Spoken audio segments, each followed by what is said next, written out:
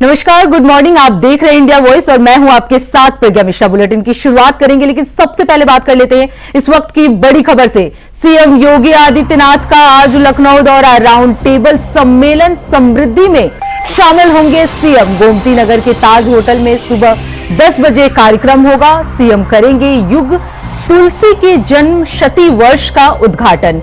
युग तुलसी पंडित राम किंकर उपाध्याय के जन्म शताब्दी वर्ष पर आयोजन हो रहा है। आपको बता दें, इंदिरा गांधी प्रतिष्ठान में शाम 4 बजे होगा कार्यक्रम। तो ये बड़ी जानकारी आपको बता दें कि आज सीएम योगी आदित्यनाथ ताज होटल में एक कार्यक्रम करने वाले हैं। 10 बजे ये कार्यक्रम होगा। इसके साथ ही CM Yogi Adityanath round table सम्मेलन समृद्धि में शामिल होंगे। तो सीएम योगी आदित्यनाथ का आज लखनऊ दौरा है, जहां वो राउंड टेबल सम्मेलन समृद्धि में शामिल होंगे। गोमती नगर के ताज होटल में सुबह 10 बजे ये कार्यक्रम रखा जाएगा।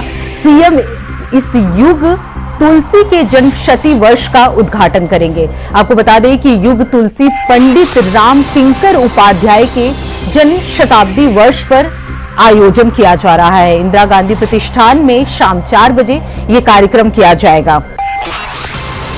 वही इस खबर पे ज्यादा जानकारी देने के लिए मोहम्मद आसिफ हमारे साथ जुड़ गए हैं। आसिफ, क्या कुछ जानकारी है? सीएम योगी आदित्यनाथ आज ताज होटल में कार्यक्रम करने वाले, इसके साथ ही सीएम योगी युग तुलसी के जन्म शती वर्ष का उद्घाटन करेंगे। क्या कुछ जानकारी है? जी प्रज्ञा, आज यूपी सीएम योगी आदित्यनाथ का 2 अहम कार्यक्रम है, वह भी राजधानी लखनऊ में। अगर बात करें सुबह 10 बजे के कार्यक्रम की, तो ताज होटल में राउंड टेबल सम्मेलन समृद्धि में शामिल होंगे सीएम योगी आदित्यनाथ।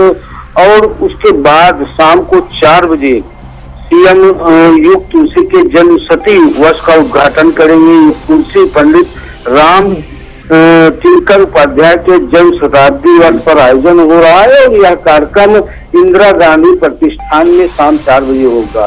और कार्यक्रम को लेकर पूरी तैयारी की गई है। और जिस तरह से अगर राउंड टेबल कार्यक्रम की बात करें, तो इसमें जो है बिजनेस स्टैंडर्ड द्वारा आयोजित कार्यक्रम है और यह जो कार्यक्रम है ताज होटल में किया जा रहा है। वहीं अगर तुलसी के जन्मशती वर्ष के उद्घाटन यानी कि युग तुलसी पंडित राम किंकर उपाध्याय के जन्म शताब्दी वर्ष पर जो कार्यक्रम आयोजित किया गया है, वह इसमें श्रद्धांजलि अर्पित की जाएगी। और साथ ही साथ आयोजित गोरक्षा पीठाधीश्वर योगी आदित्यनाथ, डॉक्टर सांसद डॉक्टर दिनेश शर्मा, रामायण ट्रस्ट की अध्यक्ष रहेंगी मौजूद और साथ ही साथ उमाशंकर शर्मा। आसिफ, अगर बात करें राउंड टेबल सम्मेलन समृद्धि की, तो इसमें कौन कौन से लोग शामिल हो सकते हैं? और ये राउंड टेबल सम्मेलन है, वो किस पर्पस से बनाया गया है? इसमें किस मुद्दों पे चर्चा हो सकती है?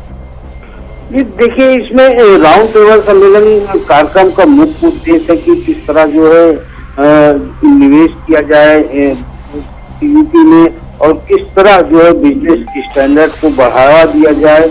और उसके लिए जो कुछ प्रस्ताव भी निवेश का था, उस पर भी जो है चर्चा होगी। और साथ ही साथ कई ऐसे निवेशकों को बुलाया गया है जो यूपी में इन्वेस्ट करेंगे और कल कारखाने, फैक्ट्रियां और साथ ही साथ निवेश का हिस्सा बनेंगे।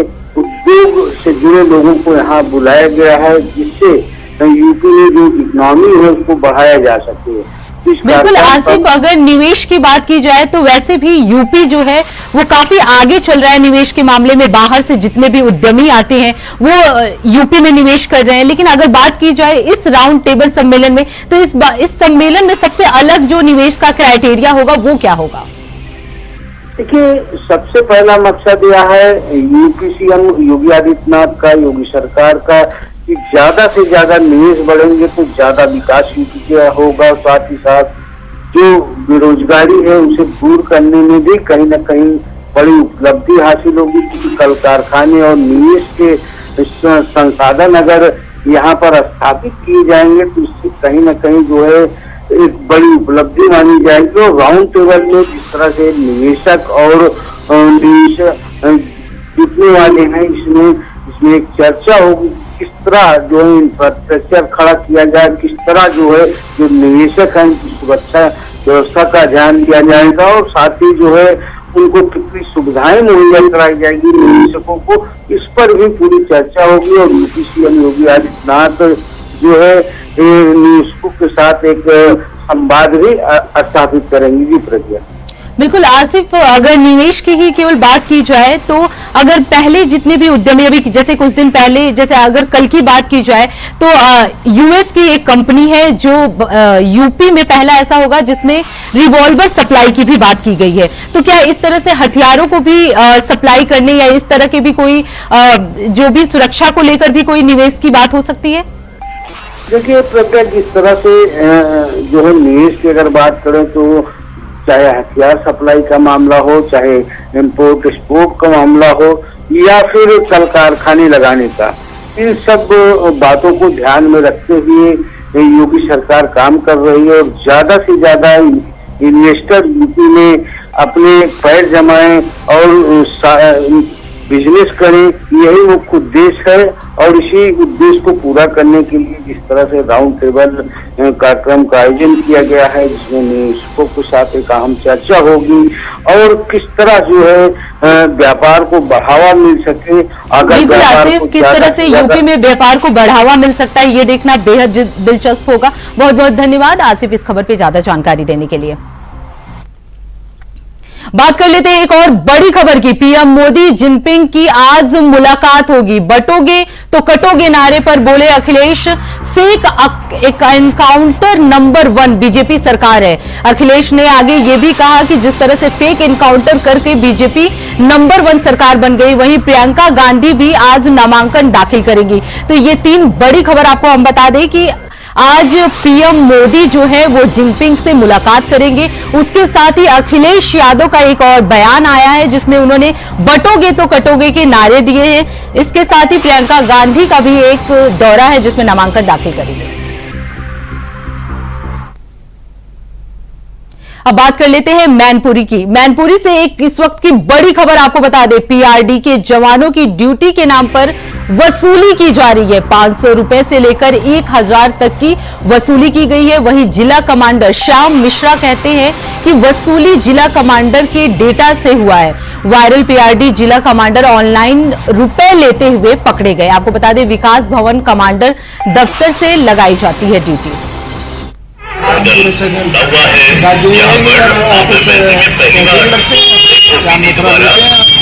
ऑनलाइन देते हैं पैसे। कितने रुपए देते हैं? 500 लेते हैं, किसी महीने 1000 लेते हैं, हर महीने जनवरी से अभी तक ले रहे हैं। आपसे 500 भी लिए, 1000 भी लिए। और लोगों के बाकी सबसे लेते हैं, चुपचाप से 2-3 उनके जो मिलने वाले हैं वो वसूली करते हैं। खाते से लेते हैं, खाते से भी लेते हैं, वैसे भी लेते हैं। जैसे ले रहे हैं अभी तक 1 महीने तो अभी जून में हमारे 500 रुपये भी लिए, उस महीने ड्यूटी भी नहीं लगाई।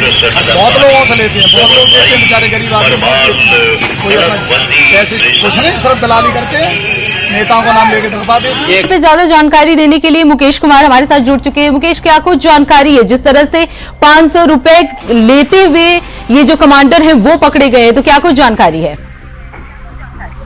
आपको बता दूं, मैनपुरी के विकास भवन में होमगार्ड कमांडेंट कार्यालय से पीआरडी जवानों की ड्यूटी लगाई जाती है, जिसमें सभी पॉइंट्स हो, चाहे ट्रैफिक हो या आधे वीआईपी के साथ उनकी ड्यूटी लगाई जाए। मगर ऑनलाइन ट्रांजैक्शन लिए जाने का जो बात आई है वो बिल्कुल सही है, क्योंकि 500 रुपए प्रति पीआरडी से मनमाने स्पॉट पर ड्यूटी लगाए जाने की ऐसे की वसूली की जा रही है, जिसको लेकर पीआरडी जवान जो है विपिन मिश्रा जो है वो कृष्ण तराई पर तैनात थे। उसको एक जब मीडिया कर्मी ने पूछा तो उन्होंने बताया कि ये तो हमारे हर महीने हमसे लिए जा रहे हैं। जब ऑनलाइन ट्रांजैक्शन का स्क्रीनशॉट सामने आया तो उसका बिल्कुल साफ तौर से हो गया। और जिला कमांडर नहीं है, ये गलत जो कुछ भ्रमितियां फैलाई जा रही है, क्योंकि जो कर्मचारी वो है वह भी पीआरडी जवान ही है जो इनकी ड्यूटी अपलोड कर रहा था, ड्यूटी लगाने का काम कर रहे थे।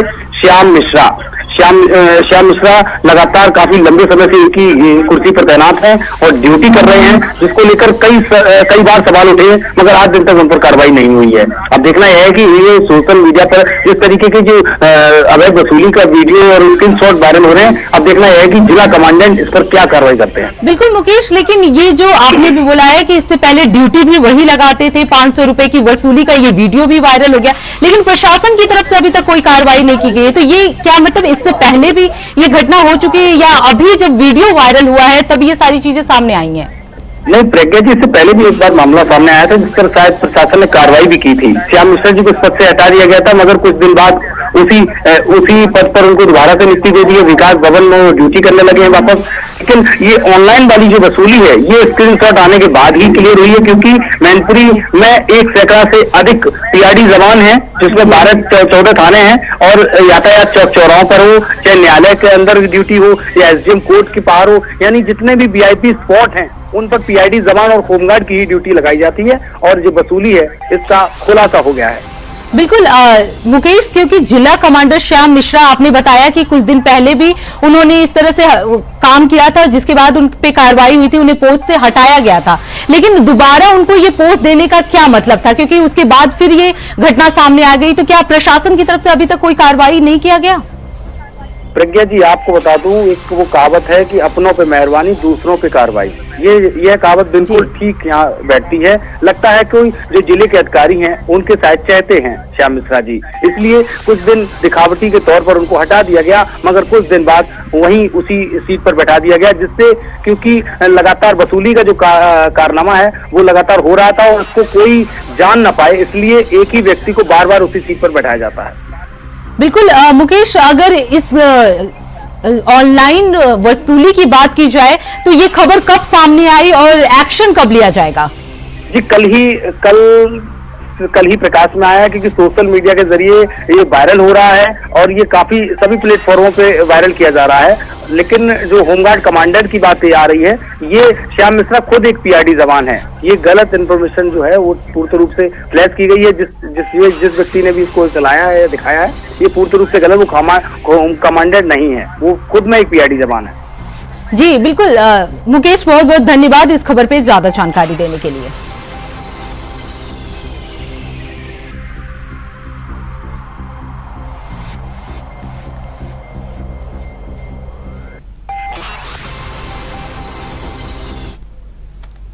अब बात कर लेते हैं एक और बड़ी खबर की। श्री कृष्ण जन्मभूमि शाही ईदगाह विवाद को लेकर रिकॉल अर्जी पर हाईकोर्ट में आज फैसला आने वाला है। आपको बता दें, मुस्लिम पक्ष ने दायर की है याचिका, जिसमें रिकॉल अर्जी को लेकर आज फैसला आ सकता है। वहीं 15 याचिकाओं को लेकर रिकॉल अर्जी दायर की गई है। हाईकोर्ट ने मामले में फैसला सुरक्षित रख लिया था, जिसके बाद से आज इसी मामले को लेकर फैसला सुनाया जाएगा। तो आपको बता दें, श्री कृष्ण जन्मभूमि शाही ईदगाह विवाद को लेकर रिकॉल अर्जी जो हाईकोर्ट में डाली गई थी, उसको लेकर आज फैसला सुनाया जाएगा। तो मुस्लिम पक्ष ने इसे लेकर अर्जी डाली थी, जिसके बाद से इसे लेकर आज हाईकोर्ट में फैसला सुनाया जाएगा। आपको बता दें, कुछ दिन पहले हाईकोर्ट की तरफ से इस मामले में फैसले को सुरक्षित रख लिया गया था।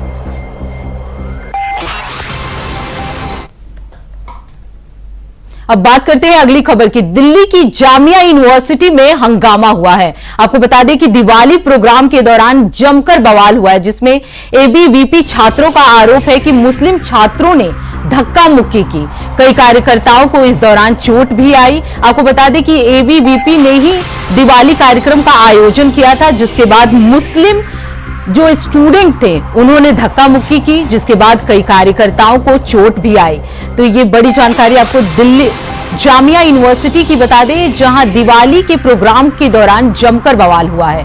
एबीवीपी के जो छात्र हैं उनका आरोप है कि कुछ मुस्लिम छात्रों ने धक्का मुक्की की, जिसकी वजह से कार्यक्रम में कई कार्यकर्ताओं को चोट आ गई।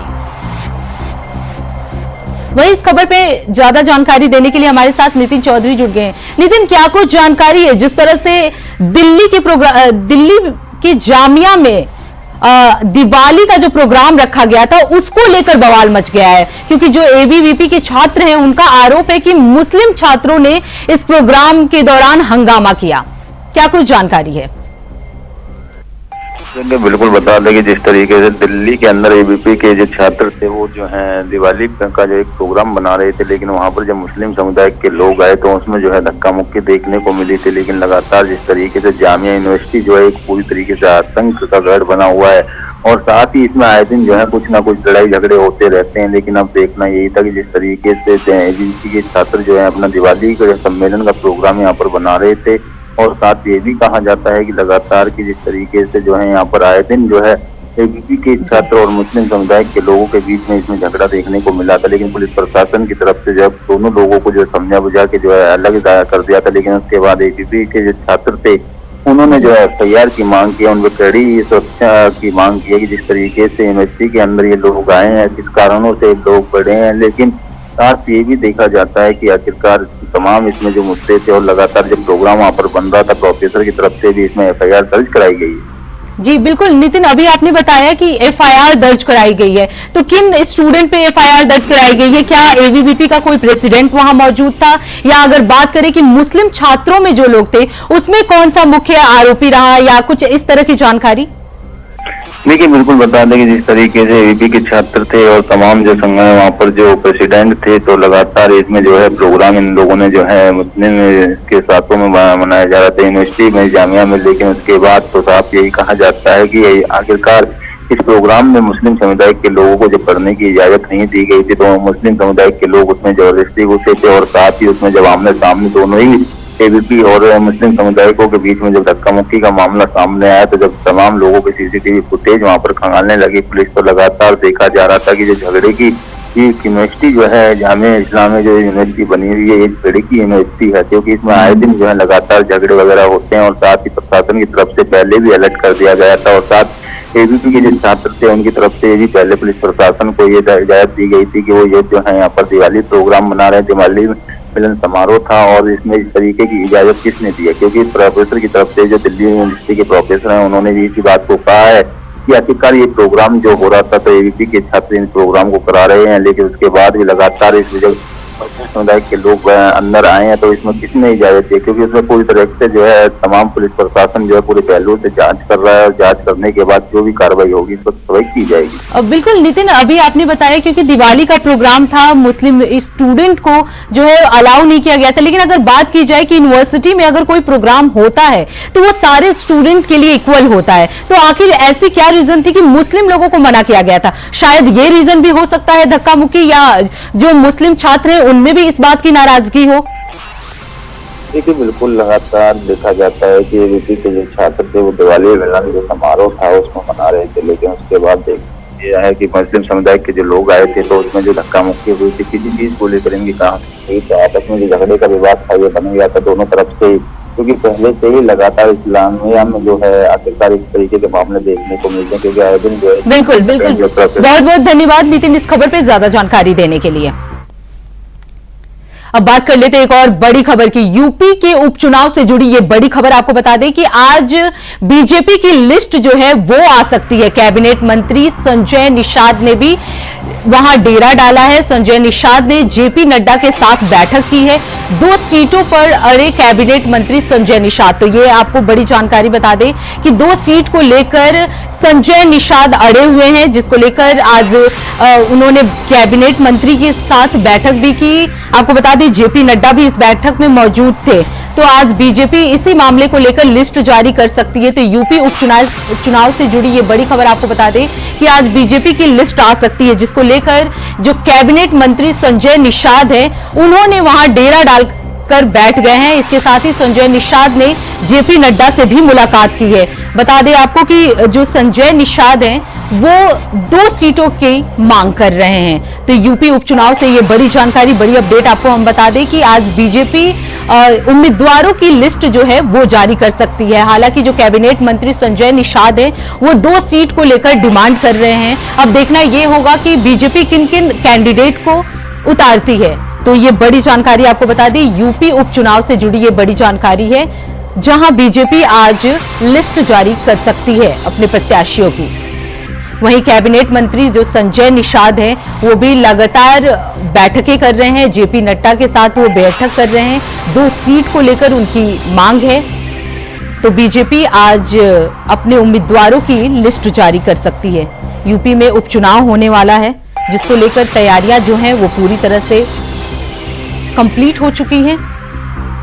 सपा प्रत्याशियों ने अपनी लिस्ट जारी कर दी है, अब बीजेपी भी लिस्ट जारी कर सकती है। तो आज बीजेपी की लिस्ट जो है वो आ सकती है। कैबिनेट मंत्री संजय निषाद भी लगातार वहां बैठे हुए हैं, जेपी नड्डा से मुलाकात कर रहे हैं। 2 सीटों की उन्होंने मांग की है। तो यूपी उपचुनाव से बड़ी जानकारी आपको बता दें कि बीजेपी अपनी लिस्ट जो है वो आज जारी कर सकती है। उपचुनाव को लेकर सभी पार्टियां जो हैं वो अपनी अपनी लिस्ट जारी कर चुकी हैं। अब बीजेपी भी है आज लिस्ट जारी कर सकती है। तो यूपी उपचुनाव को लेकर जो तैयारियां हैं वो पूरी तरह से हो गई हैं।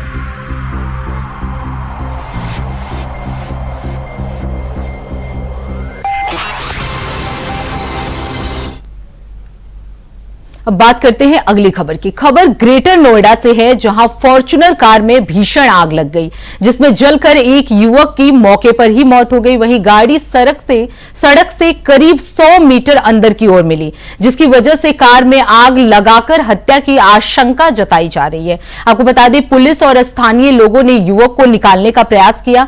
वहीं मौके पर पहुंची पुलिस जांच पड़ताल में भी जुट गई है। तो ये ग्रेटर नोएडा की आपको खबर बता रहे हैं, जहां फॉर्च्यूनर नामक गाड़ी में आग लग गई। अवगत कराना है, दादरी क्षेत्र के नगला नैनशिप के पास में एक फॉर्च्यूनर कार जली हुई अवस्था में मिली थी। तत्काल वरिष्ठ अधिकारियों द्वारा मौके पर पहुंच करके वहां फॉरेंसिक टीम को बुलाया गया था।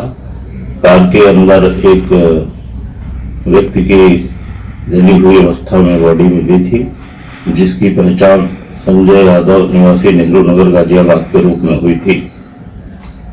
परिजनों से पूछताछ से पता चला था कि अपने 2 मित्रों के साथ निकला था और इनका अपने मित्रों से कोई ज्वेलरी के लेन का विवाद था। इनके दोनों मित्रों को हिरासत में ले लिया गया है। परिजनों से तहरीर प्राप्त करके इसमें समस्त पहलुओं की जांच की जा रही है।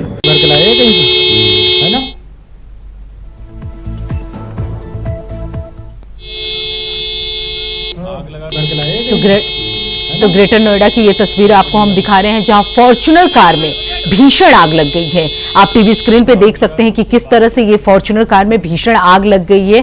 जो ड्राइवर या जो यात्री था उसके बारे में अगर बात की जाए तो वो भी जल चुका है। तो ये तस्वीरों के माध्यम से आपको दिखा दें कि किस तरह ये फॉर्च्यूनर कार में आग लगी और आग लगने के बाद ये फॉर्च्यूनर कार पूरी तरह से जल चुकी है।